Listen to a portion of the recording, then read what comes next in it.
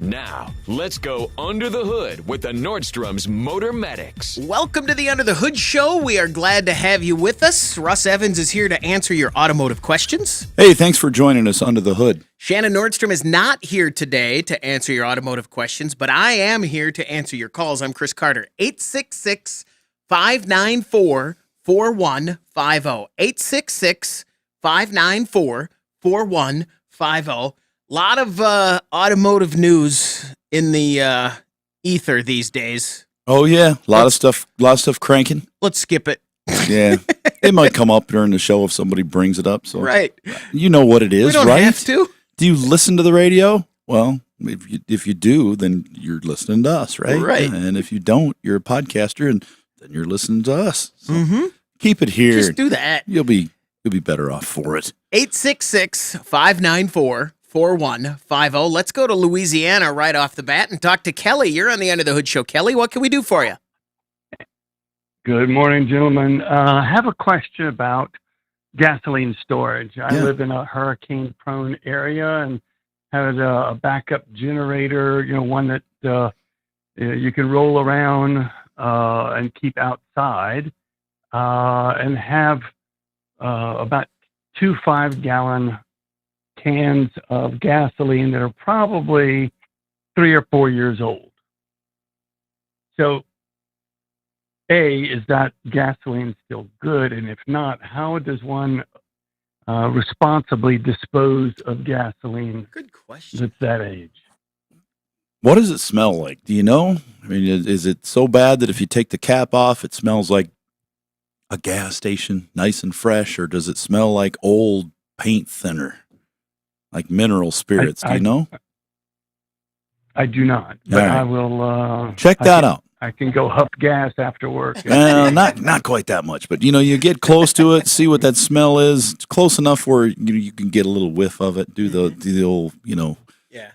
Don't put your nose right over the whole no Dutch oven. waft I and was joking. use your hand. Um, I was joking. Sure. So if it has a smell like fresh gas pumps, fresh spilled gas, you're good. If it smells like really bad varnish, like old turpentine, mineral spirits, yeah, that's too bad. But if it still smells pretty good, you can actually put it in your car. That's how you get rid of it. So we know it's starting to get old. You've got a tank that's got 3/4 of a tank in the car. Well, you just put 3-4 gallons in there, or even put a gallon at a time in there. Do that for a month, and it'll all be gone. And then you can start over with some new, as you're coming up to that season. You burn it and then put fresh gas in. Anything I have around my home that's in a can, every year, I end up, when I'm at the end of the season for whatever I'm using, if it's chainsaw season, the end of the season, I dump it in the truck and burn it. Then in the spring, I fill up the can again when it's time. If it's snowblower, that goes in the car. I mean, that's in spring. I should do that this weekend because it's time, hopefully. Yeah. And dump it in. I didn't use my snowblower once this year, Chris. No. Not once. And we only plowed our lot at our shop one time. Yeah. Last year, I think we did it 4 or 5 times. And the year before that, probably 20. Yeah. It was just, I just got both lawnmowers tuned up, and don't want to put bad gas in a newly tuned up machine. That is a really good idea because with a full tank of poor quality fuel, it is going to run. It's not going to run peak, and you can get carbon buildup. It's just not the best thing. It may run fairly well, but it's not really good for it. So yeah, you want to get rid of.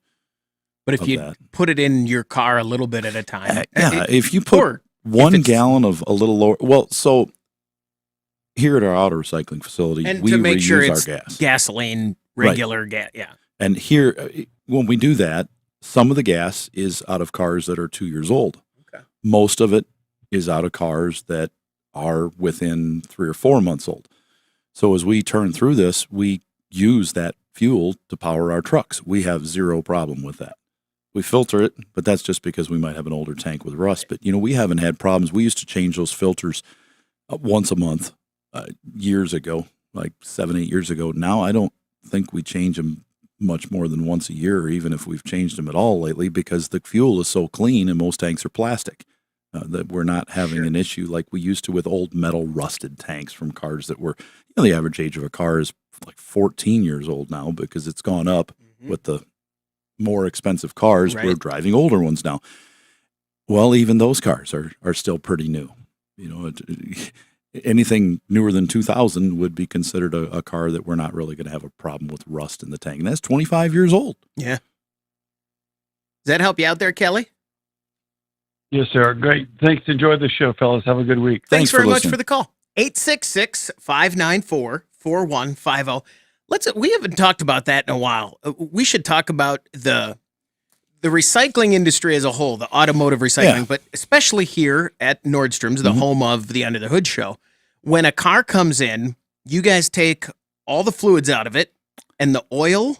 After we test run it, right. Right. And the oil and the gas get used here. The oil goes in they're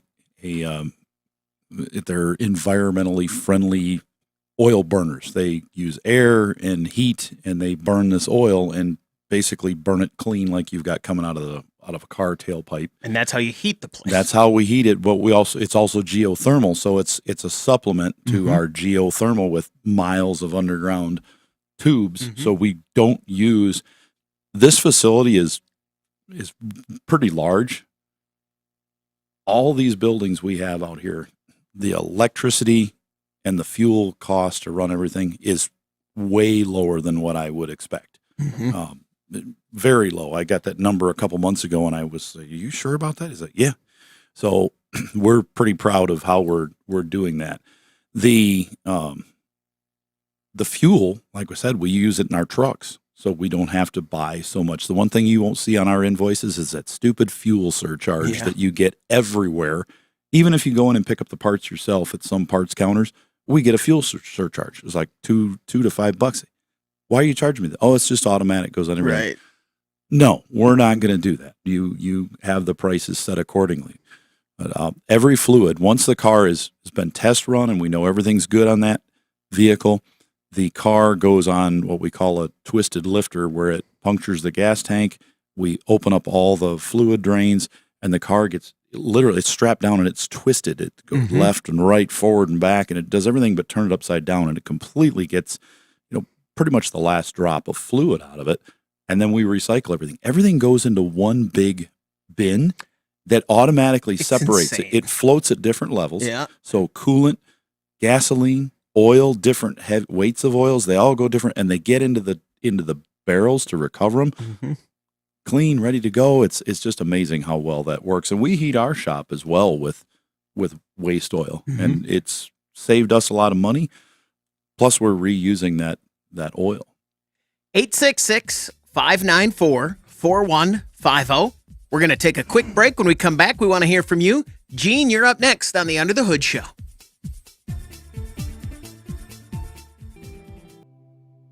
Find out how you can participate in the show by visiting underthehoodshow.com. 866-594-4150. That's the number to reach us here at the Under the Hood Show. Let's talk to Gene. You're on the Under the Hood Show. Gene, what can we do for you? Hey, good morning, guys. Hey, I called in and left a voicemail, and that's why I'm on the phone today. But I've got a 2006 Honda Pilot, an LX model, and I was smelling some radiator or some antifreeze smells when it got warmed up and I'd park it and stuff. And so my thought, having listened to you guys, I threw some K-Seal in there. And it's only been about a week now, and I haven't really smelled the antifreeze smell, but I don't know if that was my solution or not. But I was just kind of calling to get your opinion on that. Of course, that's the solution. If you've got a leak so small that you It's the can't, pour-in solution. yeah, exactly, the one-step pour-in solution. 33% more sealing power. Yeah. Anyways, we're glad you heard it, and K-Seal is glad you heard it as well. But what we're all glad is that it's fixed the problem, because car repairs can be expensive. Car parts are going up. It's good when we can save you money, but it's a permanent. So you put that in, and if you had a tiny little leak and you weren't able to see it somewhere, but you were smelling it, even a couple drops over a period of time will cause that leak. And these have had some issues with some head gaskets barely seeping, some of the crossover tubes barely seeping out coolant. So if you put that in there, you've probably fixed it forever. So here's another question now that I've got that problem solved. I've been told now, since then I had it in for oil change or whatever, and they said my rear main seal is leaking. They recommended replacing and do it as well as the torque converter seal. Is there a solution to that without having to spend thousands of dollars? Yes, just like the easy solution for tip for spring cleaning. Yeah. Don't. So with okay, with that was my thought. So I didn't do it. Look at the rear main. Look at the ground. If it looks like it's damp, but there's nothing on the ground, it's not leaving puddles on your floor, there's no drips down there, don't fix it. That was my thought. Most of those pilots that come into my shop are damp on that back seal if they've got 100,000 miles. It's just damp on the back of the transmission, between the transmission and the engine, but they are not dripping onto the ground. And the customers will say, I was told it was leaking, I need to replace it. What do you think? And I say, well, it's truthful. It is leaking. And if you replace it, it'll stop, but it'll probably be leaking again in another couple years. I wouldn't do anything with it unless it's dripping on the ground. So far, knock on the desk here, we have never seen one come in that was dripping steadily out of a rear main on a Honda Pilot, this style engine. So if you want to spend some money and make it look dry, do it. But if not, don't do it. Yeah, that's the easiest fix is I'm gonna don't. do that. There you go, Gene. Thanks very much for the call. That was my original thought. So I appreciate you guys. You take care. Have a good day. Thanks. You. That's always my thought. Just ignore it. I mean, within reason. But yeah, if it's not leaking on the ground, those kind of things it's a lot of time and a lot of money. We've had this question before where you'll call me, my car's in your shop, and you're like, how long's the check engine light been on? I don't know. Longer than it's not been on. I don't know. What did you see last time I had it in? 866-594-4150. And we joke about that. I do pretty good maintenance on my vehicles. I mean, because of you, let me be very clear. Oh, by the way, I haven't seen it in months, so it might be time. It might be. Let's talk to Jess in Wyoming. Jess, you're on the Under the Hood show. What can we do for you? Yeah, I've got a 2013 F-150 5.0, 400,000 on it. Yeah. And Nice. I inadvertently left the lights on the roll bar and run my battery down, so I changed batteries in it. And now the problem I have, it started and everything ran fine. Now, when it sits for more, like say a couple of days, I get in, turn the ignition on to accessory. My radio says audio off, battery low. You go to run and it shows battery on the screen. Yep. Your battery light comes up on the main screen. And it goes ahead and starts, and it won't do it again unless it sits for a day or two. Now, I've checked everything. I load tested the battery, did the co-cranking load on it, and I've got 800 co-cranking amps. Checked the charging system. I'm well over 14 volts on that. Is there something in the ECM I have to reset because I changed batteries, or No. You could get a really good explanation for this if you visit our partner over at the Battery Shop channel on YouTube. There's a lot of explanations about that are longer than what we could go into here.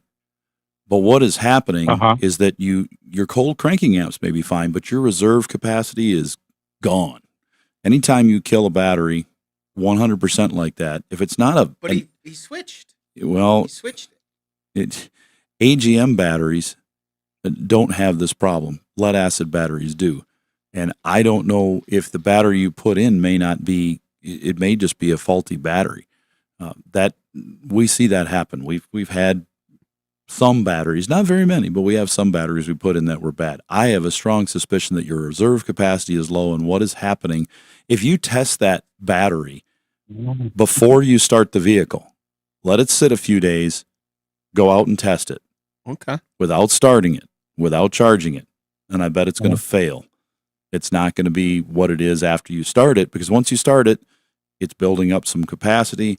It's fully charged. You've got the cold cranking amps. But if you test it during the failure, like we talk about other vehicles, you got to see the problem happen. I bet it's going to show fail, and you may just have to swap that battery out again. But that's likely what's gone on. I've run into this a number of times on vehicles just recently, Ford, Chevy. We had a call last week. You remember, Chris, about the guy who said, I have a low battery start vehicle light on? Mm-hmm. Reserve capacity, same type of thing. Ford's doing this. It's just one of the things that they're putting into vehicles now, because vehicles are heavily relying on batteries now for the current. Lots of things. The computers go wacky when they get so low that when you crank and then they start, you can have all sorts of faults, and they've got to be reset. And people don't want to be doing that, so they give you a warning. You need to start your car now because this battery is starting to get low. So they're putting that strategy into the computer. So I think your battery is not up to snuff. It doesn't have enough reserve capacity to keep that voltage where it needs to be, so you're getting that warning light. Was it doing it right away after you switched to the new battery? No, it took a day or two, but then I used it quite a bit. Like, say, if you use it during the day, it won't do it again unless it sits for a couple of days. Okay. I think it's reserve capacity, because there shouldn't be anything else that would just suddenly fail like that. I don't think that battery's good. If you switch to a different battery and you use an AGM battery in there, I'll bet you'll find that you're not going to have this problem anymore. Jess, thanks very much for the call. Good luck. 866-594-4150. That's the number to reach us here at the Under the Hood Show. Let's go to Canada and talk to Mark. You're on the Under the Hood Show. Mark, what can we do for you? Hey, good morning, guys. How you doing? Fantastic. Good to hear. Just want to get some feedback. I'm looking at a used vehicle for my stepdaughter, and what we're looking at is a Ford Escape.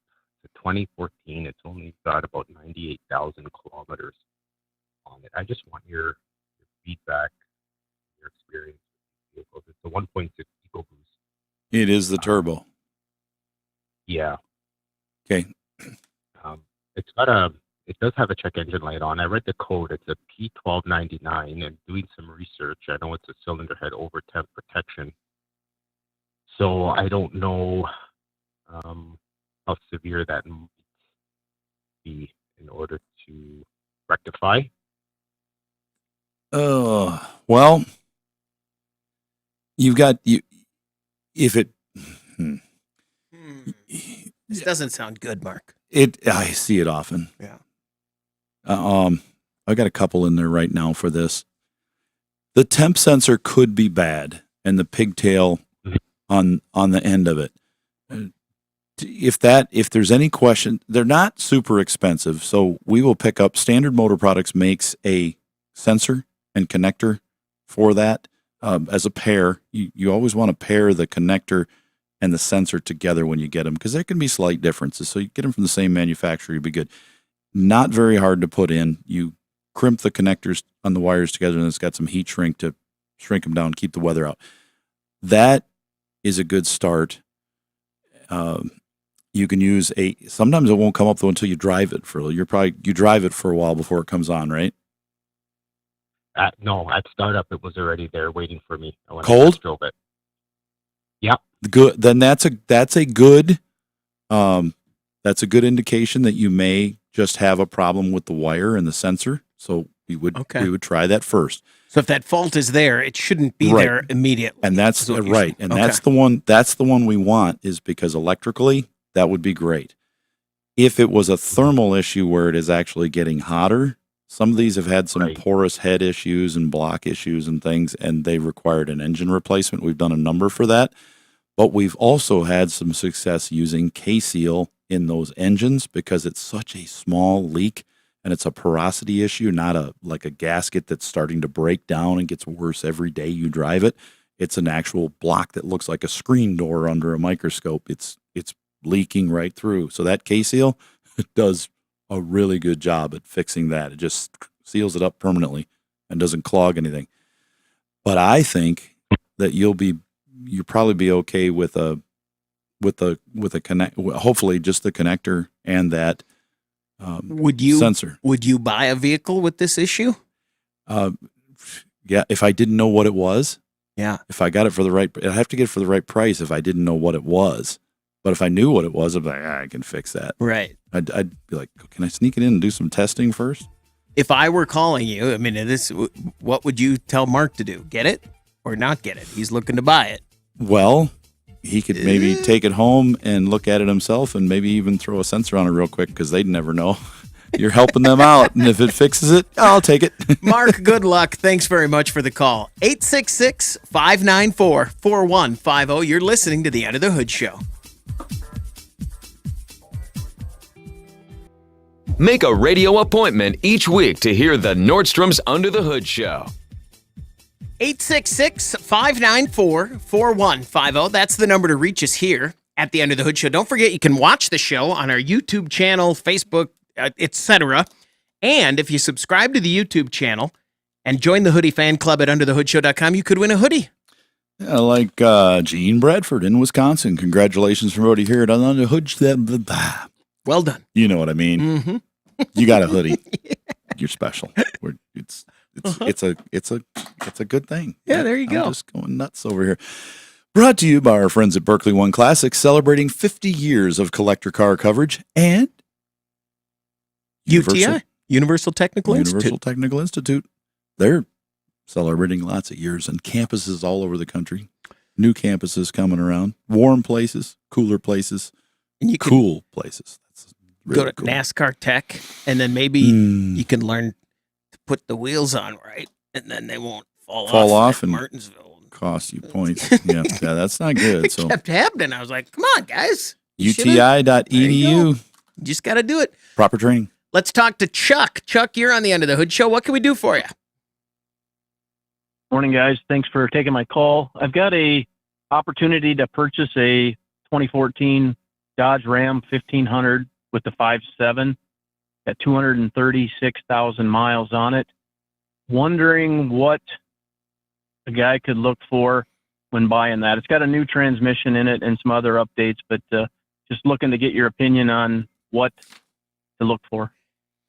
Sometimes it strikes me the questions that we get asked now are so outlandish compared to questions even when I started on the show 20 years ago. Meaning 230,000 miles. Why would you buy it? That's Right. what we would have said. Yeah. 15 years, 20 years ago for sure. Yeah, it's like, well, hope you got a good deal because that thing's going to fall apart tomorrow. Well, now we're just saying this barely broke in. Right. We see these with 300, 350. It's not uncommon. If it's gone this long, somebody's been taking care of it, and it's a good engine. Something went well on the day they built it, and it's a good engine. Sometimes they've had some cam issues, and that has typically been coming from the quality of the metal in that camshaft and the lifters. But it's not every one. Some of them do it, some don't. But if you've got over 200K on this thing, it sounds like it's probably pretty solid. I wouldn't be afraid of it. Keep taking care of it once you get it, and it should last you a while. And if you did have to put an engine in it, it's not going to be super cheap, but it's definitely worth it compared to what the value of the vehicle is to go out and buy it. We have so many people put engines in at our shop. They come in and they hear the price and they say, well, I've looked to see what my vehicle would be worth if I had to go buy it in good condition today. And it's way more than that. So I'm going to put the used engine in it. And in Chuck's case, let's be clear. If he buys this thing now and has to put an engine in it a year, it's not a good deal. It's not going to be ideal. But if it happens, it's still going to be cheaper than what it would cost if you just throw it away and go to get another one. So, I mean, they're pretty good vehicles overall. Check the quality of the transmission fluid, and if it looks pretty clean yet, it's not burnt black, it's just a little and if darker it's in red, I mean, if the flush vehicle's in good shape, interior and stuff, that makes a difference too. 14 it means is a pretty solid truck. Someone's been paying attention. Yeah, we don't see a whole lot of rust issues with those, even in our rust belt part of the country. They hold up pretty well, and that's why a lot of people fix them. That help you out there, Chuck? It did. I did have a new transmission put in like 10,000 miles ago. So, service it at about 60. There was an issue there, but or maybe less if you tow. Yeah. Okay. There you go. Well, Yeah, that helps me out a 200,000, lot. I appreciate you guys. 220,000 on a trans. That's not bad. Is that if that car is what 12 years old? If I have a car that's 12 years old with 240,000 miles on it, 20 grand a year. Is that better than a car that's, I mean, obviously it's better than a 20-year-old car but I mean, that many miles can be better than a car with low miles at 12 years old. Yeah. Or is that the wrong time frame am I thinking of? Am I thinking of a 20-year-old car, you want it to have the miles on it, or fewer miles aren't necessarily good? It doesn't really matter. It just depends on how well it's been taken care of, how those miles were driven. Yeah. A lot of different things. You know, people don't really look at a lot of cars are bought on an emotional scale instead of thinking real numbers. If you go out and you buy $100,000 car, if you're going to have that car for 10 years, well, it's $10,000 a year car, right? Is it? What did the interest cost you? Now you add that on there. Oh, it's, what is it? $12,000, $13,000 a year now we're looking at, because that's a lot of interest over 10 years. You probably got a 5 to 7 year loan, depending on who you are and how you bought it. And if you refinance it, a lot of people do that. I've seen people come in and say, I can't afford an engine right now because I just refinanced it. This thing's 15 years old. What do you mean you refinanced it? Mm-hmm. You know, like 15-year-old Escalade, and they want to put a new engine in it. I have a friend who has that, and there you go. I can't. So you've got that to factor in. Plus, the cost of insurance on a new vehicle compared to one that you might be able to just carry liability on, or even an older one. Oh, so much more per month you're paying. It's a lot of times it's better off 10-year-old car. Make sure it has a good engine in it. Buy them at 10 years old, even if you have to put an engine in it, and save a lot of cash. I'm dealing with the sticker shock of insurance right now with my son, who is he's trying to figure out what to do on his own, and he's like, what do I do? I'm like, hey, nothing. You just pay it, and you you make decisions and you work based on that, pal. Yeah, and you decide, do I want to drive a little better? I think a lot of times younger drivers start to drive better when they realize they have to pay their insurance. Yeah, when they're getting their own, coming off our policies, trying to figure it out. Yeah, I have a brother-in-law, and he's like, why is my insurance so high? And I said, well, a lot of things for young drivers, into insurance. Your driving record is just one of them, because I've had people 25 years old say, I'm 25 years old and I just got married. Why is my insurance so high? You have no credit. You've had debt your whole life, and you've got bad credit. That is part of, they look at that for responsibility, and they look at other things. Are you paying your bills on time, like that? But even in cases like some of my family members that have had good credit and had, good driving records and everything, it's expensive. Your choice, the car you have, go, but it's cool. I want to get this truck. Yeah, that truck you want compared to the other truck that's a pretty good one, you might want to just wait another 5 years and save some bucks. Yeah, because you're going to save. Think about if you're spending another $150 a month to insure this truck, save that for 5 years, $150 a month, maybe even invest it. Think of the car you could get once your rates drop a little bit. 866-594-4150. Let's talk to Dale. You're on the End of the Hood Show. Dale, what can we do for you?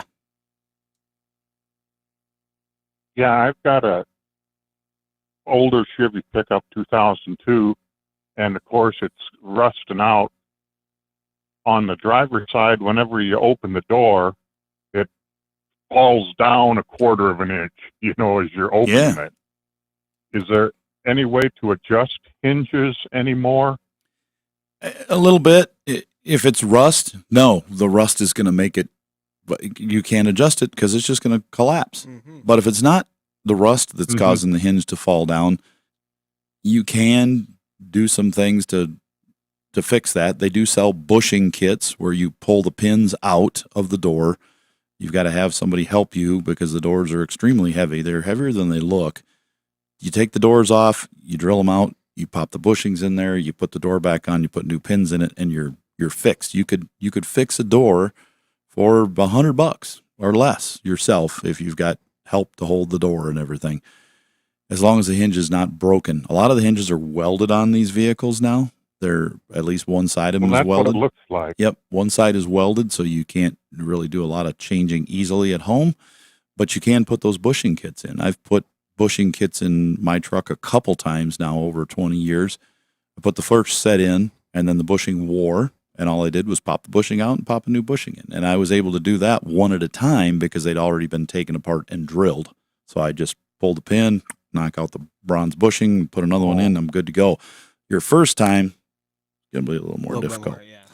But you can do it. Yeah. Two people to take the door off and unplug the harness first so you can pull it out, but 2 people to take the door off. You watch the YouTube video and follow the instructions on how to do that. Usually a template comes with them. And put it in. I think you can make that work. By the way, when you're watching YouTube videos to see how to do something, make sure you watch the whole thing. Oh yeah, because sometimes I'll watch. I am the king of going. Oh, okay, I got it. Click after a minute, and then I put one up, and in the first 30 seconds, I said, "This is why we don't do this."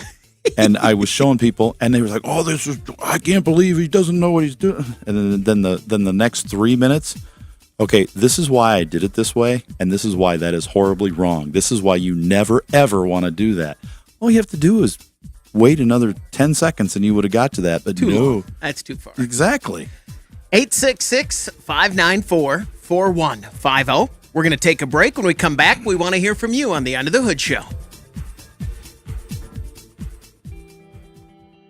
Car feeling ill? Don't want to spread it to your wallet? Call the Motor Medics now for free advice. 866-594-4150. That's the number to reach us here at the Under the Hood Show. Let's talk to Roger. You're on the Under the Hood Show. Roger, what can we do for you? Hey, good morning, gentlemen. How you doing? Fantastic. Good. All right. I'll try and keep this short, but my wife says I can never do that. So, okay. Anyway, I have a 2016 Ram pickup, 1500. I went in. We're on our way to a gymnastics meet. Engine light comes on. Luckily, it wasn't blinking. It was solid. Took it in, had it scanned. It said fuel, or it said O2 sensor. Also at the bottom, it said that there's an imbalance with the fuel air mixture, whatever. Yeah. Got back to Sioux Falls, took it into a reputable shop. They told me needs a new engine. I'm like, oh, great. Just paid the thing off a month ago. That's really fun news. That's about right for timing. Took it into another place for second opinion, somebody I trust. They said it's a new engine. And then he offered a free inspection of the engine. And since my wife's Dutch, I'm like, okay, fine, we'll take a free inspection. That's great. Looked it over, and doggone it, it ended up being both manifolds had a broken bolt on both manifolds. Well, I had the Hemi tick for years. Okay, is that what they call it? The Hemi tick? Sure. One of the things they call it. Expensive, that they call it that too. Yep. Yes. And obviously that went away when it warmed up. But before we had left that day, I'm like, this just, as we get to know our cars more, this just sounded more than that. So they did the one over. This is what it was. Amazing. Went from $9,000 at one place to $10,000 at another place. Ultimately, 2 manifolds, labor, everything ended up being just under $2,000, and I'm as happy as can be. But it was bolts on the manifold, and thank goodness that second shop took their time, looked it over for me, and did a very thorough job, and I can't thank them enough. Yeah, I think if you needed an engine, so, we could have helped you out with that too. But bolts, we find, sure. I would say probably 20%, maybe 30% of all the vehicles that come into our place that come in and they say, I need a transmission or I need an engine. Turn out, I call them up and say, yeah, we got it fixed. They're like, well, that was fast. It's like, yeah, that's $800. Like, what? But for a transmission, for an engine, like, yeah, it didn't need that. Well, no, they said it needed it. That Are must. you sure? And then we fix it, and then they're really sometimes they're like, oh, thanks, that's great, and they're confident. But some of them are like, well, I'll call you when something happens. No, I'm telling you, well, other people looked at it. I'm like, I'm telling you, that's all it was. We find plug wires, coils that are shorted out, causing misfires and things like that. We have found broken bolts. We have found O2 sensors not threaded in all the way, leaking. And up until that point, like Roger, in your case, it's the same thing. They're telling the truth. I mean, he was given the truth until they went the further step. I mean, what they thought. Right, they said it needed an engine based on how the engine was acting, the symptoms, and what the fuel trims were showing them. But that's only considering that there is no leakage. When you have an engine that's giving those codes, especially fuel trim codes, you need to start it cold and scan it there and record that data and compare it to a hot engine and see.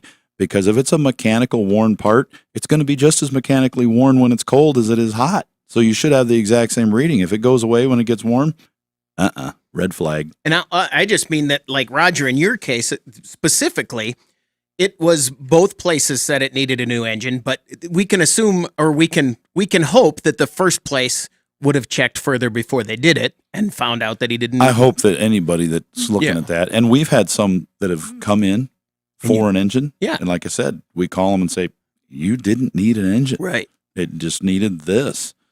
You've got to look at those things. I just had one I worked on yesterday. I finished up that had a cold running issue. It was fine after it ran for 10 minutes.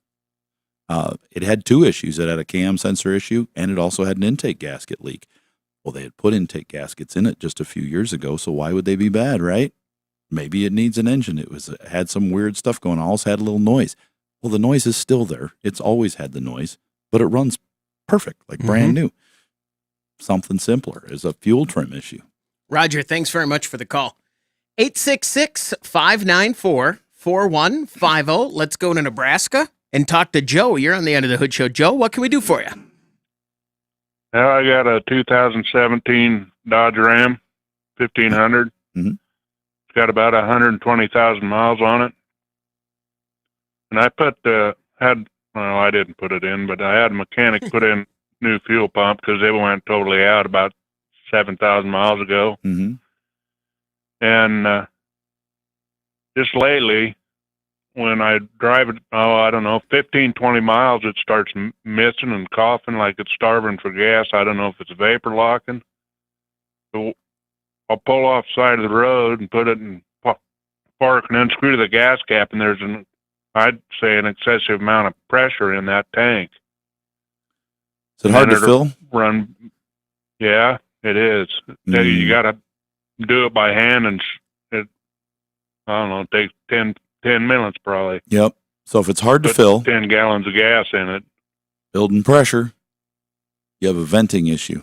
You probably have a clogged vapor canister on the vehicle.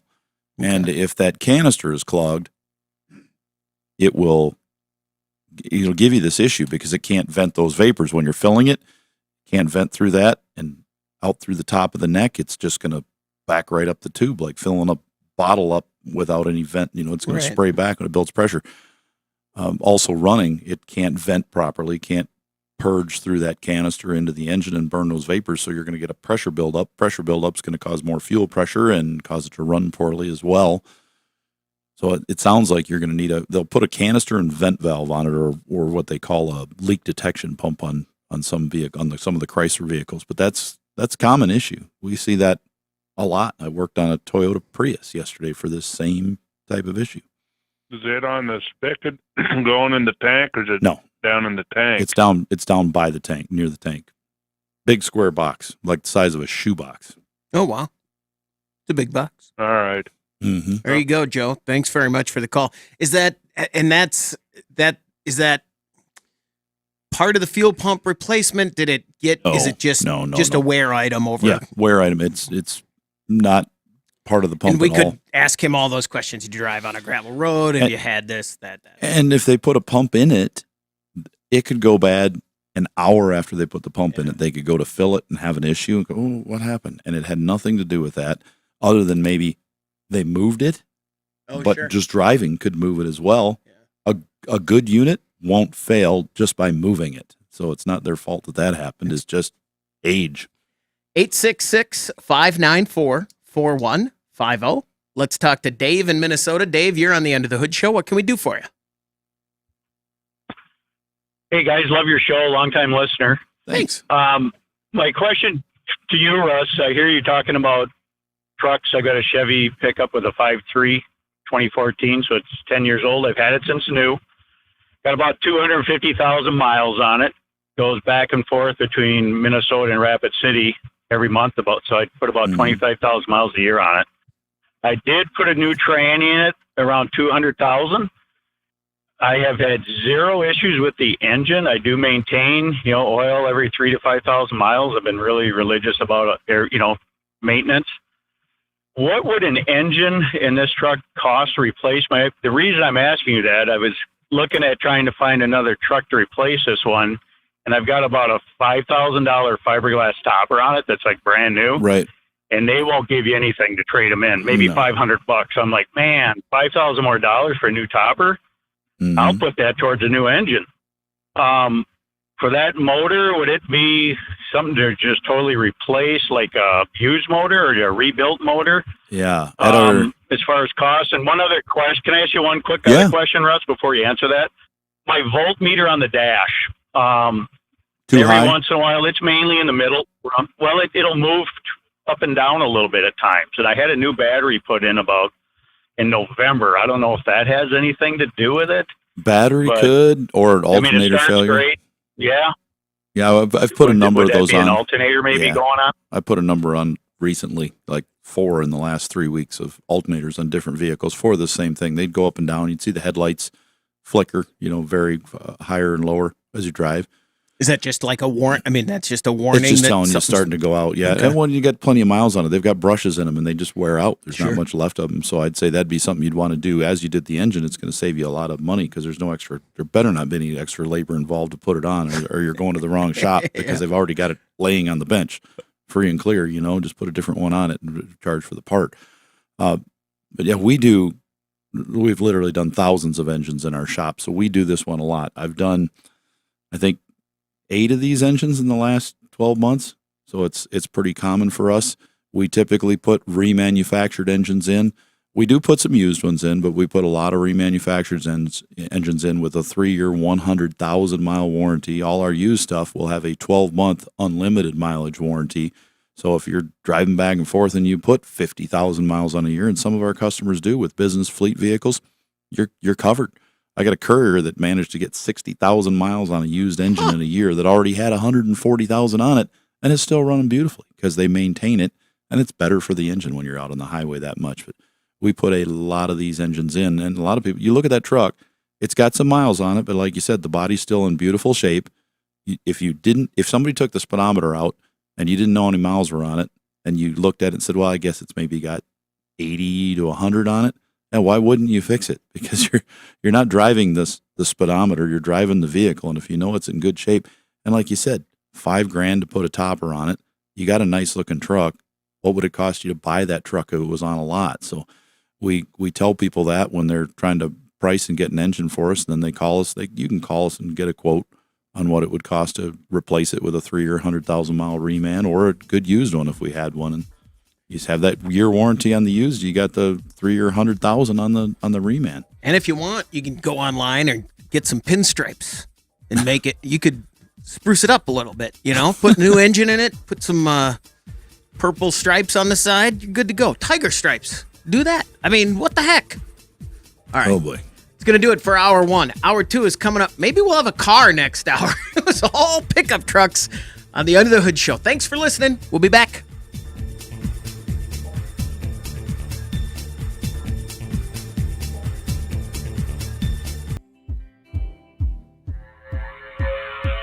You're listening to the Nordstrom's Under the Hood Show with the Motor Medics, Shannon Nordstrom and Russ the Super Tech Evans.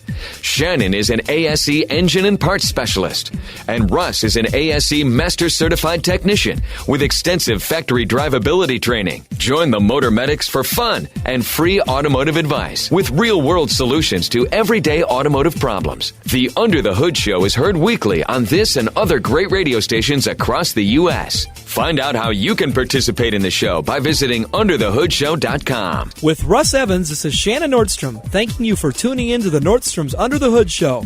Have a great day, and remember, PTLA. The opinions heard on this program, based on the many years of experience of Russ and Shannon, are offered for entertainment value only and as a guide to your repair needs.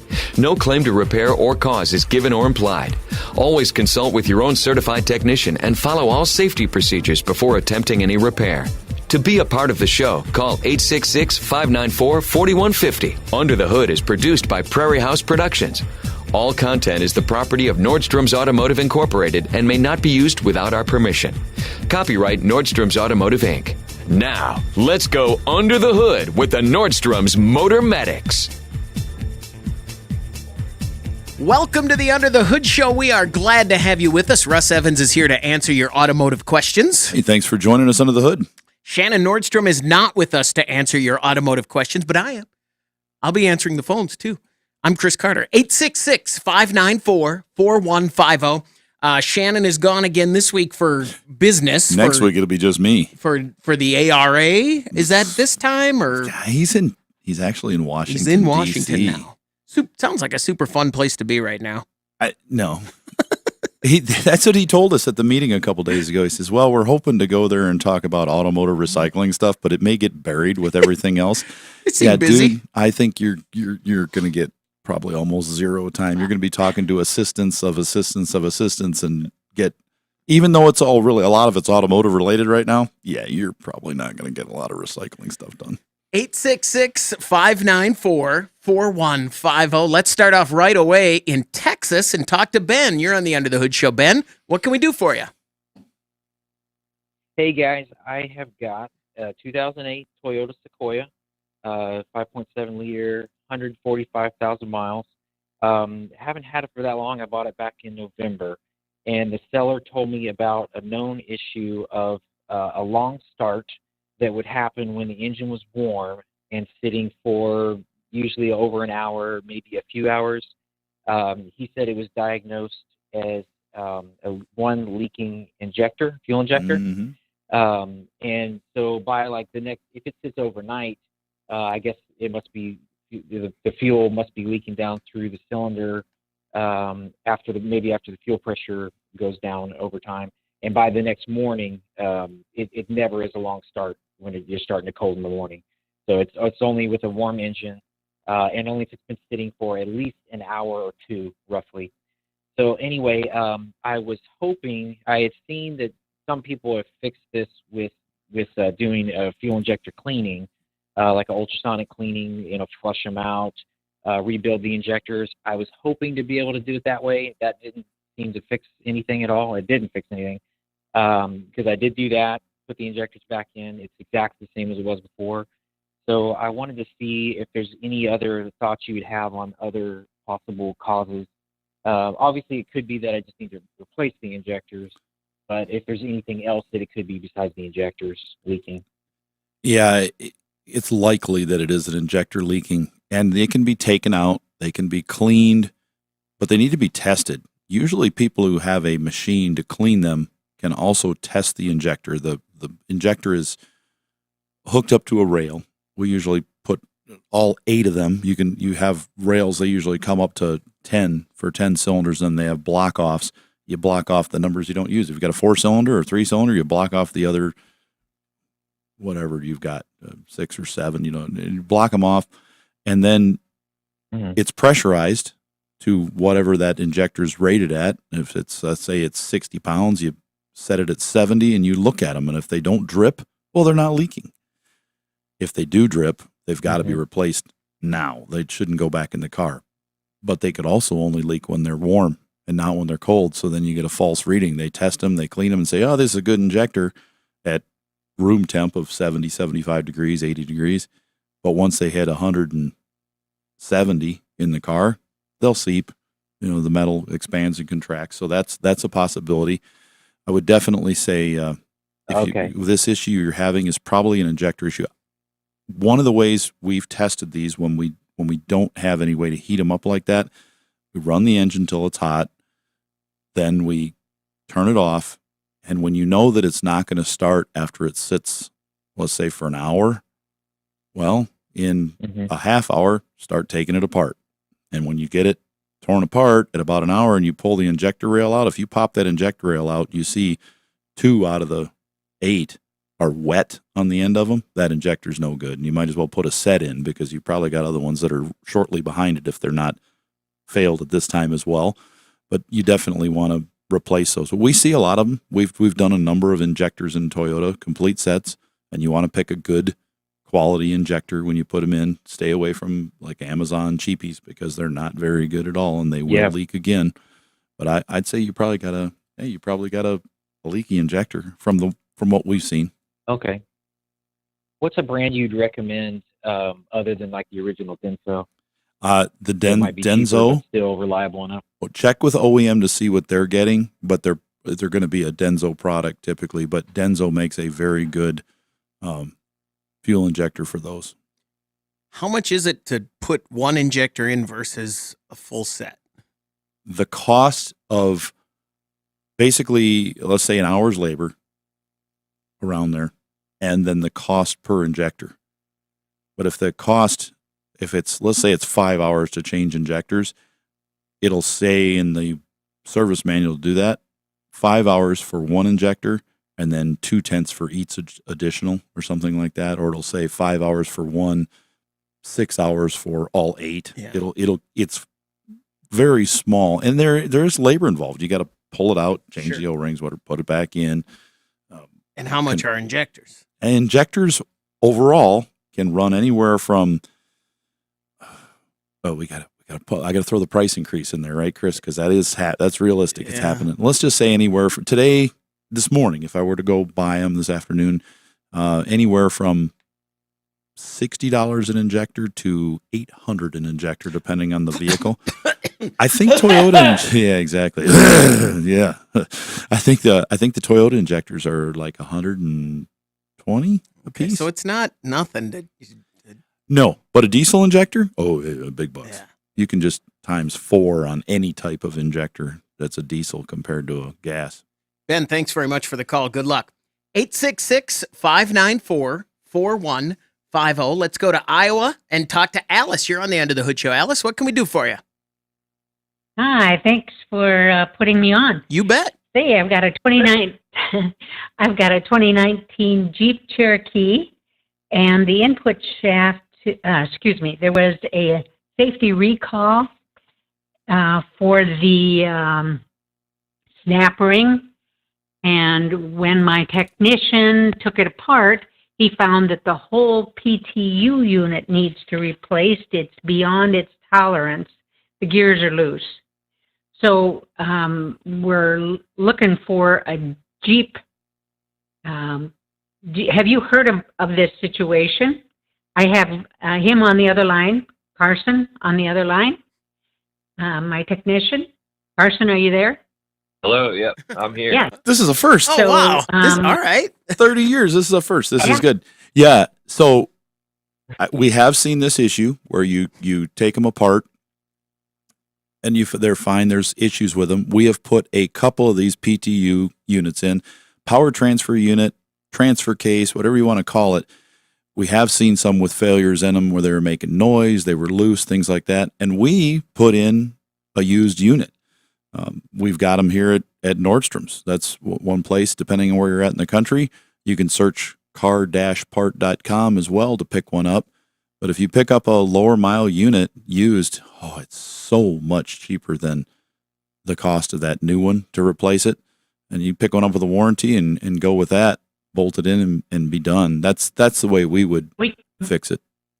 We can pick it up with a warranty from your shop? Well, Nordstrom's, we're Nordstrom's Auto Recycling as well as the radio show. That's our parent company. Right. We sell those, but also anywhere in the country, you can go to car-part and search by yards close to you, pick up that unit, and everybody sells them with some kind of warranty. The different ones at different places. For sure. They can be longer or shorter, but typically they've all got usually at least a 6-month part warranty on them. And yeah, you could pick that up, put it in, and save yourself a lot of money. People do that with engines, transmissions, these transfer cases, power transfer units. But that's the way we would go on that. If you need it replaced, save yourself a ton of money. Go with that. Put it in. I wouldn't be afraid. We have put in literally thousands of engines and transmissions and transfer cases at our facility and have very little failure. Okay. Okay. Thank you so very much for You're that. welcome. I'm looking forward to sharing this vehicle with someone else. Sure. Selling it, moving it along. and so my concern is if it doesn't have a quote Jeep part, are you indicating that maybe you have Jeep parts? This would be a Jeep part. If you put a used part in, that's a good thing about it. It's going to be a factory OEM low mileage part. So it'll be exactly like what you have, just working. That's the great thing about recycling parts. If it's like you go over to your neighbor's house and say, hey, I'm just going to take theirs right out because theirs works in their 19 Jeep. Let's just take theirs. Don't do that, though. No, don't do that. It'd be too hard to do in the driveway. Yeah, anyways, I would think. But still, that's what you're doing. You're getting a factory part instead of a who knows what it is if it's not. Okay. Carson? Does that help you? Does that help everybody out? Carson, you have any questions, comments? Yeah, my main concern is that her Jeep has less than 80,000 miles on it. Mhm. The part's already going bad. Recall a part because during manufacturing, the snap ring wasn't placed properly. Yep. And so I'm trying not to run into the same issue. So even with a lower mileage part, it's going to be like a ticking time bomb. Well, So, not necessarily. If it's been, that's why they're looking for that in that safety recall. They want to make sure it's in good shape. And we do keep an active monitor on recalls on stuff that we buy. And most of these yards that are certified in the car program do that as well. Airbags, transmissions, engines, things with recalls, we inspect areas of that possible failure. So if we get one of these in and we look at it and say, ooh, that's missing, there's some wear there, it goes in the scrap pile, and we get, we sell the ones that are good because not every one is bad. And even in that recall, it'll say the technician at the dealership is to inspect that unit, find out if there is excessive wear or a loose part, and repair and replace as necessary. So they don't do every one. Alice had one of the bad ones, but Yep. that doesn't mean they're all bad. Yeah, they're not all bad. And most of the ones we've seen have been for wear, but I have many more customers with good running ones with even 150 to 180,000 miles than ones with bad units. Well, there you go. Alice and Carson, thanks very much for the call. We made history on the Under the Hood show There today. you go, without Shannon. 866-594-4150. We're going to take a break. When we come back, we want to hear from you on the Under the Hood show. Get your planner out right now and schedule your next radio appointment with the Motor Medics.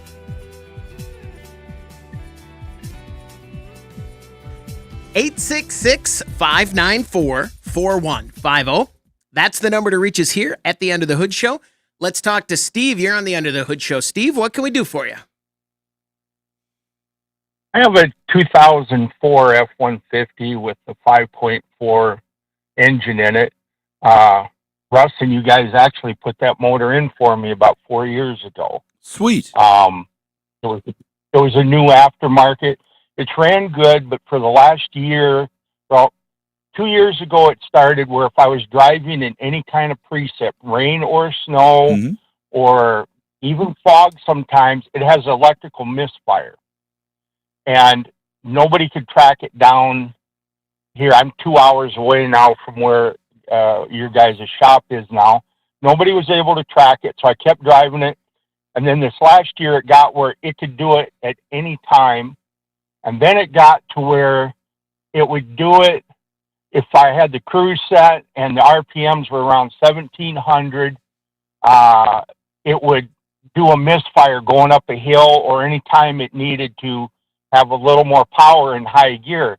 If I take it out of overdrive, it never has a misfire. It almost never throws a code, but when it throws a code, it shows electrical misfire. I replaced all the spark plugs. I replaced all the fuel injectors. One shop even replaced a couple of the ignition coils, or the I don't think ignition is right, but the injector coils. And nobody, believe it or not, after they replaced the plugs and the fuel injectors, all brand new, all AC Delco parts, it was 10 times worse than before they did it. Yeah, that makes sense. And then after doing a couple of the coils, those electrical deals are about $50 a piece. It's been a lot better, but I still have the problem. It kind of changes how it does it, but one shop says, well, you got a bad lifter. Another shop says you got to replace all those injector coils. But that's $1,200 to do that, and I've already stuck a couple grand into it already doing this, and I don't think anybody really knows, and I wondered if you had any experience with something like that. Some almost exact experience. For what you're describing to me, sure sounds like you do have an ignition coil problem. But when you replace those coils, there's a couple things to keep in mind. The quality of the coil you put in there, and also the connector that connects the coil to the vehicle. Okay. Those connectors, once they're removed once, they spread out a little bit. If they're put on again, they're a little worse. You do it again 3-4 times, and they're usually done. They get a gap in there. They don't make a good connection electrically with the coil. That's why they sell connectors for most products. Also, the coils from the factory, they're okay. Some of the aftermarket ones are cheaper than the factory. They don't have as many windings on them. Heat is a huge problem in these. It builds up heat. They start failing. The cases are thin. They arc through the side and give you that misfire. That's what you're feeling, is the thing going to ground and misfiring. If we had one of these, our suggestion would be to replace all 8 of those coils and the connector that connects the coil to the wiring harness. Standard Motor Products makes a nice coil that has an extra winding in it to prevent this heat buildup. So the more windings you have, every time you add one, you lower the heat and you lower the failure rate. Plus, they make the adjoining connector that you can get that mates right to that. And what you do is you cut off the wire a couple inches from the end, you crimp on the connector, and then you heat shrink them down so you don't have a moisture issue. You can purchase sets. Find your favorite auto parts store, ask them if they have standard coils for this, Standard Motor Products, in a set of 8. A set of 8 is cheaper than buying them one at a time, usually by a significant amount, but not all parts stores will carry them that way. I use a couple different stores here in our area. One of them, they said, intentionally, they do not sell them individual or at a set because they make more money selling them individually. And the other one sells them as a set and saves me like 25-30%. So I buy them there. That's probably what you're going to need to fix this. I doubt you have an issue with a lifter or something like that. If you did, it should be a constant problem all the time. Okay. The issue you're having when you're going uphill under load, you build up more pressure in these cylinders because of heat. It's under a load. It's like pedaling a 10-speed uphill in high gear. It's harder unless you kick it down, which is the same as you putting it in a lower gear or turning overdrive off. Then your temperatures cool down. As those temperatures get hotter, the coils get hotter. The coils get hotter. They start to misfire. They arc through the side. Then you get that hesitation, that shake as you're going up as you're going uphill, and maybe a flashing check engine light. But when you kick it down a gear or you let off the throttle, it goes away. That's typical ignition miss. So if we were looking at it and we saw that and you'd had some issues before already with coils, we'd say, let's do a set of 8 coils, use the good ones, use the standard coils, put the connector on them as well. Because I've had brand new coils in a car and they come in, I'm like, look, your connectors are bad. Half of them have a broken tab and they're super glued on there. And that just doesn't do it. I know if the tab's broken, the spades inside are probably pushed out as well. So let's put new connectors on them. Does that help you out there, Steve? It does. If is this something that could be done? I mean, if I drove over to your guys' shop, is that something I could sit there and wait while you put it on, or is it a one-day deal? Or Typically, if I had you do it and got an estimate from you? yeah, usually we don't do any waiters like that anymore. We have people leave them, and there's multiple reasons for that. You want to make sure that when a shop does a waiter, they have to have a spot open, and we like to keep all ours full.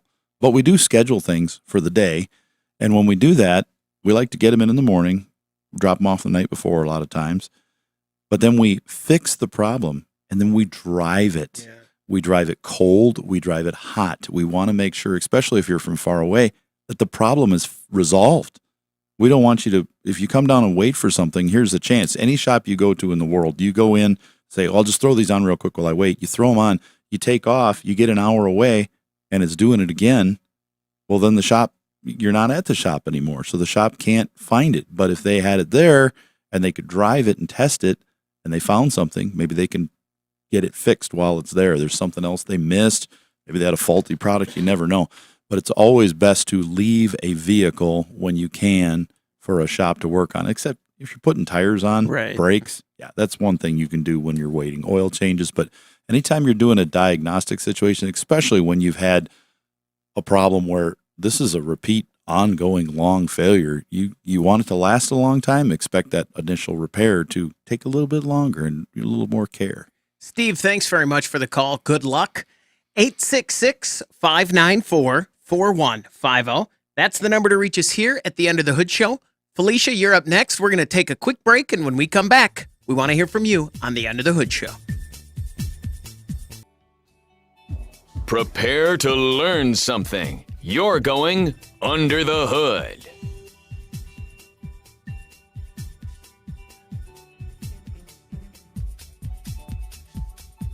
(866-594-4150). That's the number to reach us here at the Under the Hood Show. You can call that number 24 hours a day. If we're not here live in studio, you can leave a message and we'll call you back when we are here. And don't forget, you can watch the show on our YouTube channel, Facebook, Instagram, on your radio. You can if some fridges could be right Watch there. Watch it on your refrigerator. Uh-huh. Yep. And if you subscribe to the YouTube channel and join the Hoodie Fan Club at UnderTheHoodShow.com, you could win a hoodie. Like Jonathan Martin in Louisiana. Congratulations from all of us here under the hood and our friends over at Berkeley One Classics, celebrating 50 years of collector car insurance, and Universal Technical Institute, UTI.edu. 866-594-4150. Let's go to Colorado and talk to Felicia. You're on the Under the Hood Show. Felicia, what can we do for you? Hello. Thank you for taking my call. You bet. We have, thank you. We have a problem child, a 2017 Kia Sorento V6. And about a year ago, as we were driving back through desolate country, it started to overheat, and we got stuck in Winnemucca with very few options of repair shops in the middle of the desert. And it was diagnosed that the radiator needed to be replaced, the water pump, the thermostat. We replaced the cap. The fan was working. The water pump seal was replaced twice once we got back to Colorado again, and it started the same problem. And the situation right now is that we basically have somehow the fluid from the radiator disappears, the antifreeze, and it's low. It spews out from the overflow compartment, but it never goes back into the radiator. So the car overheats, we stop, we cool it off, we add new fluid. It's not dripping anywhere when we stop. We just have to wait. And it was pressure tested, fume tested. I don't know what else we can do, where the fluid goes. We have no idea. But when the car is in park, it doesn't leak. When the car is driving and we stop, it overheats and it bubbles in that overflow compartment. And we are at a loss, and every Sure. repair shop is. How as long? well. How long have you had this car? We've had it since 2017, 18, actually. Okay. We bought it in 18. And other than this problem, do you like the car? We really like the car. We've taken it to nice trips, and about 3 years ago, it gave us a different problem unrelated to this heat. It's a horse kick problem. I don't know if you heard about that, but that we're willing to live with. But now this radiator problem started, and we've replaced what we could, and we're at a loss. That's the worst, is when you like a car and you have a problem. If you hate the car and it has a problem, you can at least just be mad at it all the time, you know? Time to go. Yeah. It sounds like it is water. The coolant is going one way and not the other, which can happen with a head gasket or even a crack in the engine, in the block or the head. So you're losing coolant. Air is being drawn into that system, and it is overheating. That's the problem. If you don't see the coolant on the ground, the only place it can go is into the oil, which it's not if shops are looking at that, or burning out the exhaust, and it's so hot you may not see it steam at all. That is a big issue. So they've already done the things that they could do to try to inspect this and diagnose it, which are let's find out, is the radiator good? Well, we put a radiator in it. It should be good. Thermostat, they put a thermostat in it. Water pump, they put a water pump in it. All those things only leaves one thing and leads to the bigger problem of you've got a major internal leak going on, which probably is in a Kia like this from what we've seen, especially when they get overheated, they tend to be very heavily damaged. An engine.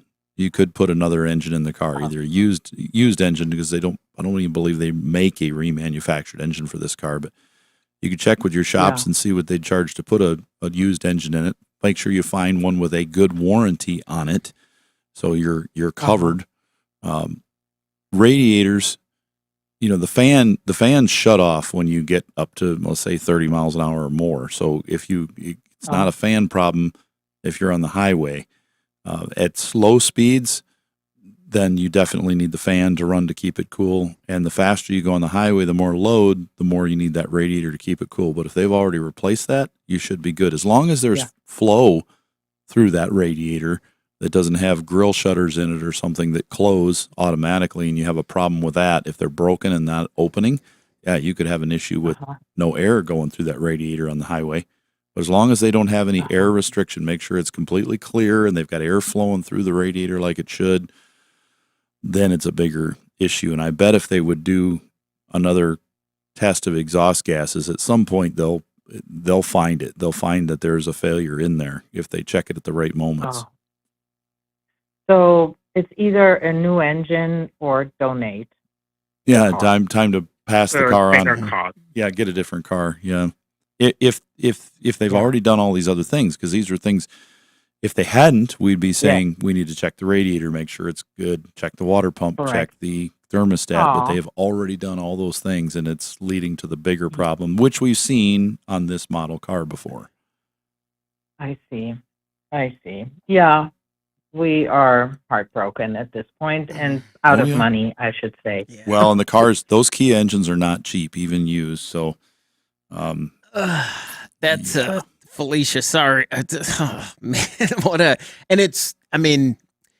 they've gone every step. There's no, hey, did you think of this? Nope. They've done all the things I can think of that would cause that car to run hot. Felicia, thanks very much for the call. Good luck. That one just, and it's not just getting hot. The coolant is disappearing. It's going away. Yeah. Yeah. It's not just boiling. Yeah. It's going away. And that is when a car overheats, that is immediately a bad thing for a year, 3 years down the road. Even if everything, the best case scenario on an overheat is that it's weakened it a little, almost like when a battery goes dead. Yep. When a battery goes dead one time, you're into a different stratus on that battery. And that's the same with an engine, isn't it? Oh, yeah. And sometimes when people get a car hot, sometimes they don't realize it's hot until it's starting to run poorly. Yeah. So most people aren't looking down at their gauges all the time. Then all of a sudden they're like, why? What's missing? Why is it shaking? Why did it lose power? And then you're looking at the gauge. Oh, oh, it's 260 degrees. Ooh, that's really hot. Yeah. And I'll tell you this, the opposite's true too. If you know you have an overheating problem, that gauge can ruin your day. I mean, you just end up worrying about it all the Staring time. at it, trying to find, is it overheating? Is it overheating? Yeah. Yeah. Felicia, thanks very much for the call. Good luck. 866-594-4150. And while we're on that subject, repairing cars might be the way to go here, depending on what happens with the tariff situation. But also now with parts, it's going to become another decision time for a lot of people. Yeah. The price of cars went up when we had COVID. It drove them up because of supplies, getting the parts. It seems to be about similar to exactly what it is now. Some of the parts went up. Not many of them went down. Isn't that great? The supplies came back and they just kept them high. And that's the normal business I noticed model, isn't it? prices are up already and they haven't been imported yet. Right. I mean, they haven't gotten a part from overseas since yesterday, but prices have gone up already. Yes. That same way with gasoline. They just assumed. Yeah. So they raised Market the prices. price, yeah. It all goes up, even if it's our gasoline coming from the United States. So we got to raise that price. But you got to match all the other stuff. You got to pay for those things. But it is going to be, it's been more affordable for about 6 years now. It's always been more affordable, but now it's much more affordable to fix the car you currently have than it is to get another one. Mm-hmm. And here's another thing to keep in mind. If you bought a car 5 years ago and you paid $5,000 for it, that is not a $5,000 car. That same car today may be a $10,000 car. Exactly. I was just going to say, what? Yeah. Yes. With the dollar being worth less and the price of new cars going up, the used cars go up. Because I just had one on last Monday of this last week. They said, well, I only paid $5,000 for this car. I said, you do realize that car is selling for like $10,000 to $11,000 now. And they got a pretty good deal on it, but they should have paid maybe $6,000 for it. I said, no, this is, $10,000, $11,000. No, it's got to be only worth maybe $2,000. I said, when was the last time you bought a $2,000 used car with 110,000 miles on it? I said, you go look. Here's some websites to go to. Look at your dealerships. Look at your local area. See what that car's selling for. And if you think that it's worth more, we could talk more. And they called me back in like 20 minutes and said, oh my gosh, I can find ones with similar miles to mine for like $11,000. That's the cheapest one. They go as high as 13. It's like, I think, well, why was it so cheap when I bought it? I said, maybe you got a good deal, but also they were way cheaper. I said also, and the cost of the engine replacement has not doubled. It's gone up maybe 10%. And I've put some in that were like 10% higher than they were 4 years ago. So they're still really affordable to put in used parts. Because you know what? Used parts, they're all coming from America. Mm-hmm. There's no tariff on a used part. It's all, we don't import anything. 0 of them are imported. They're all from right here in the United States. Well, they're going to go up too. They will go up a little bit. Yeah. But you know what we've seen go down? Remanufactured engines. I quoted 2 this week that were $400 cheaper than what they were in the last few months. And it's like, why? They said, well, supply and demand. The demand for some of these engines, as specifically the 5.4 Ford engines, they kept going up and up and up. And it's like, wow, they've gone up $500 in a couple of years. Well, now there's less of those vehicles on the road from the 04 to 2011 style with that 5.4. They're starting to lower the prices and they're more in stock. We waited 6 to 12 weeks to get some of those in as few as 2 years ago. No, we got them on the shelf now. They're available so they can save you money. And we got a lot of experience putting used engines in. I've got like 10 of them to do now. So that's just today. They're coming through our shop all the time. And like I said, we've done thousands of engines in our shop and transmissions, so we know what we're doing. And we give everything used has a year warranty, and the remans have a 3 or 100,000 miles. So we're doing a lot of work on them. There was a time there, a period of years, many years, where I would check the Kelly Blue Book on my vehicle just to see that it was How much? It was still worth more than we paid for the vehicle. Yep. I was like, yeah, I'm pretty cool. And I think we maybe missed our window a little bit on it. They've gone down some, but it's still about what you paid for it. It's pretty close. It's very close. Yeah. 866-594-4150. That's the number to reach us here at the Under the Hood Show. We do have our local lines are open, so give us a call. 866-594-4150.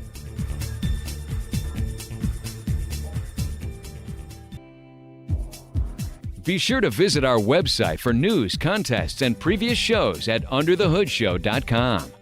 Welcome back, everybody. It's time to get back under the hood with the Motor Medics. 866-594-4150.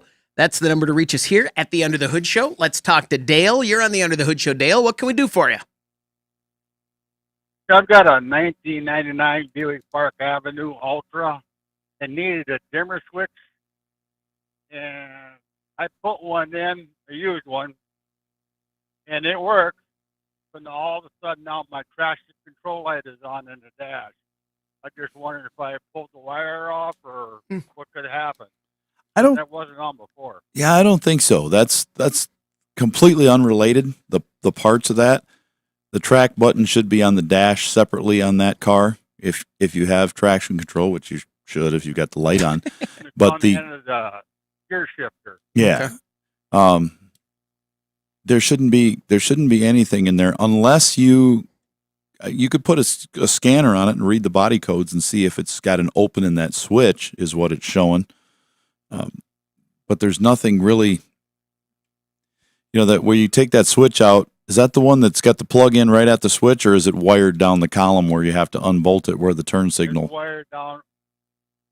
It is wired? The steering column. Okay. Plugged in, yeah. Well, then that one you could have.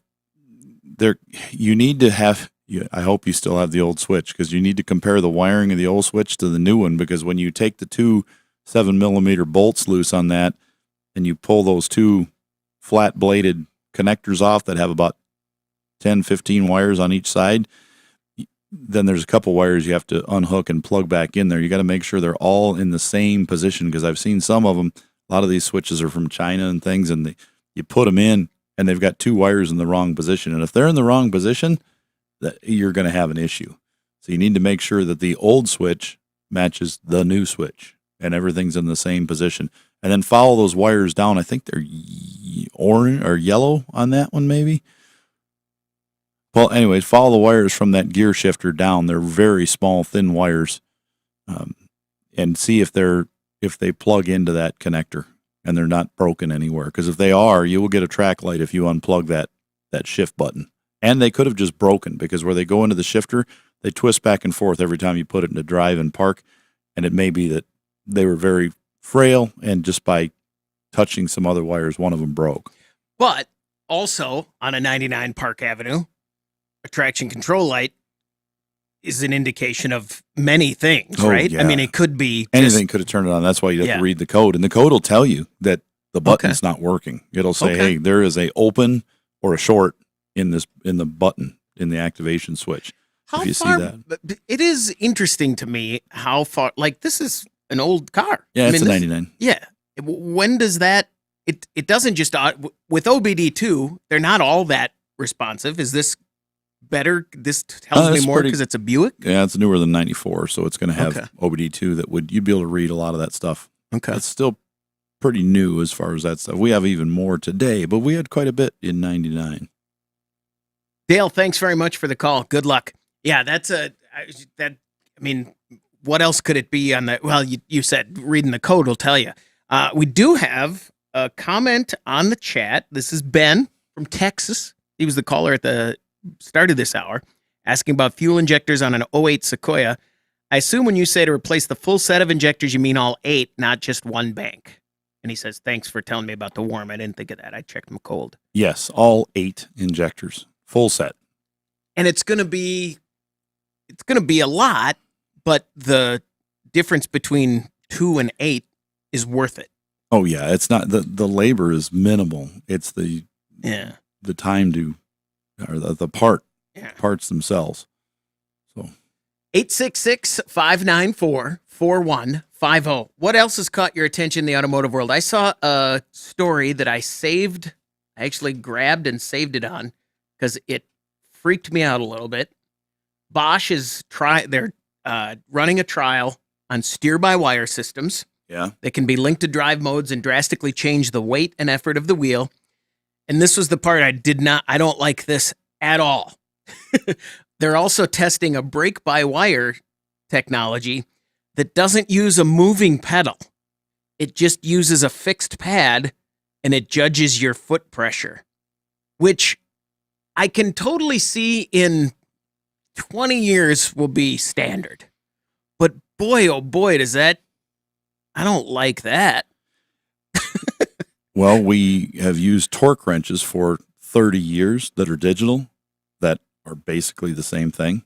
They have a pressure pad built into it that tells you what the torque is by how much hand force you're applying, and they are accurate to a teeny, teeny, tiny amount, like inch pounds.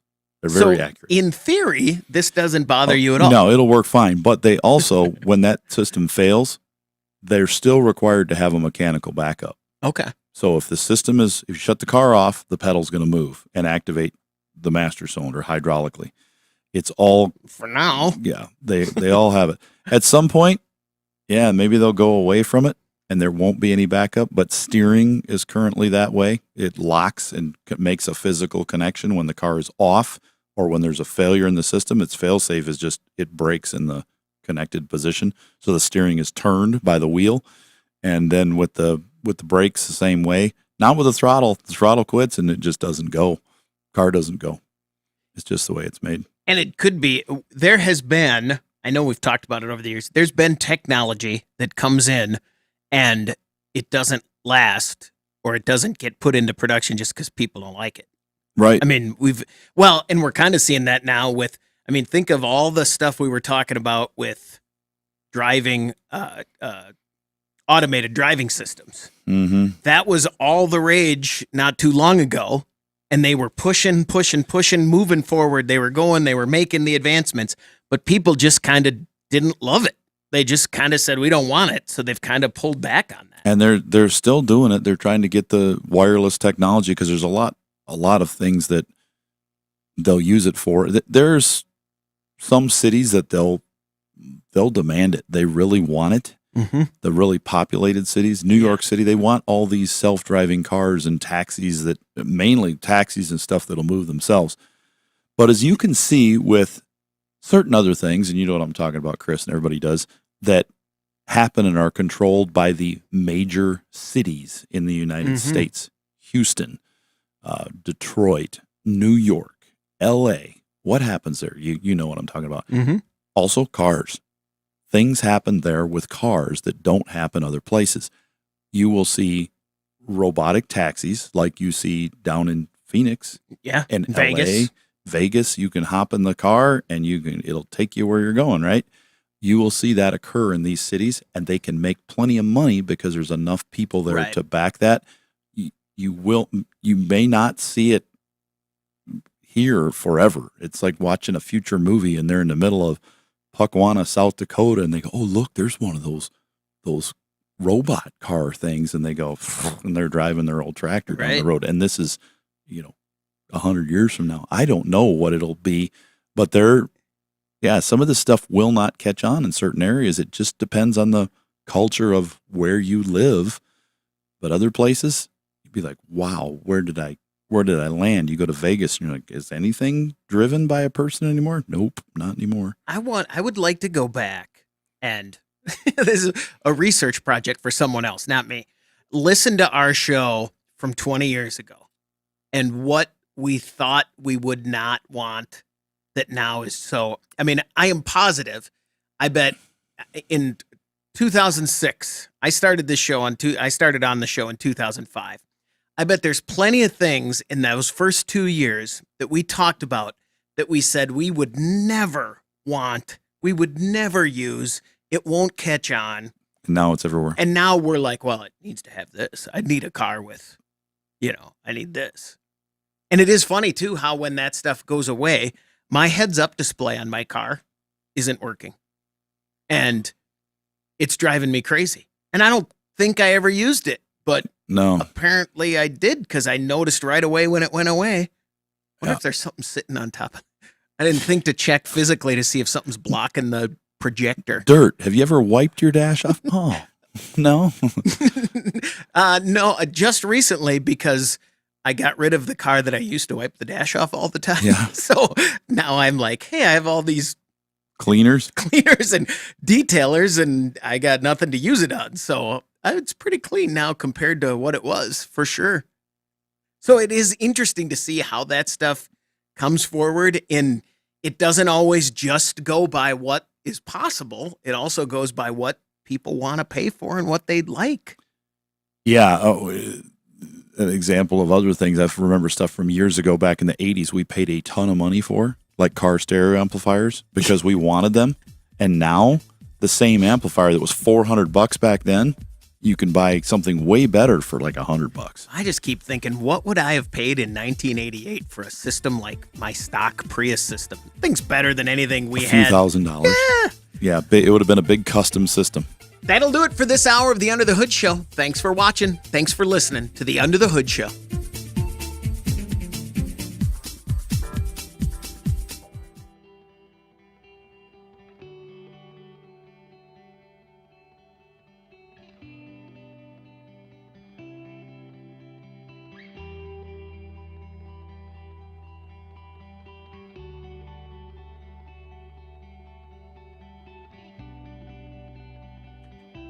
All right, this is the after show, and we got stuff to do now, man. You got engines to replace, and yep. How many? Do you know how many engines you do a year?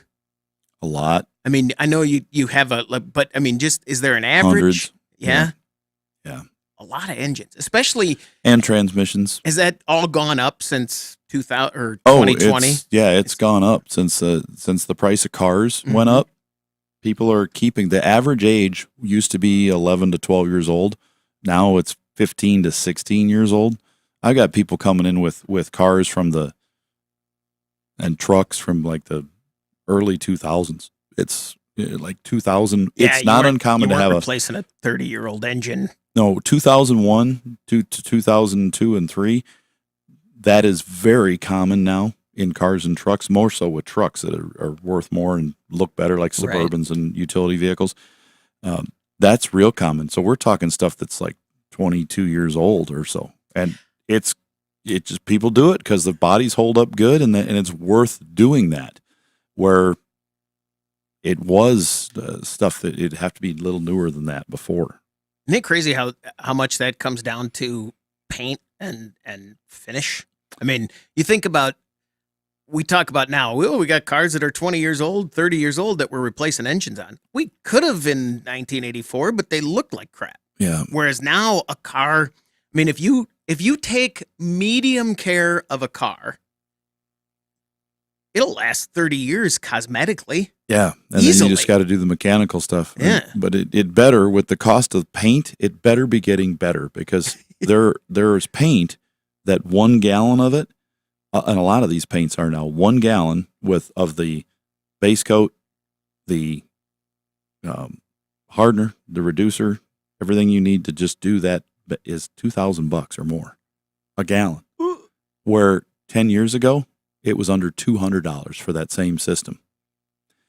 It is incredibly. I can't get the $99 paint job anymore. No, everything has become incredibly expensive, and it takes more or less, depending on the size of the car, how much you need. But when you're talking per gallon, like red paints are really expensive. Red pearls are super expensive.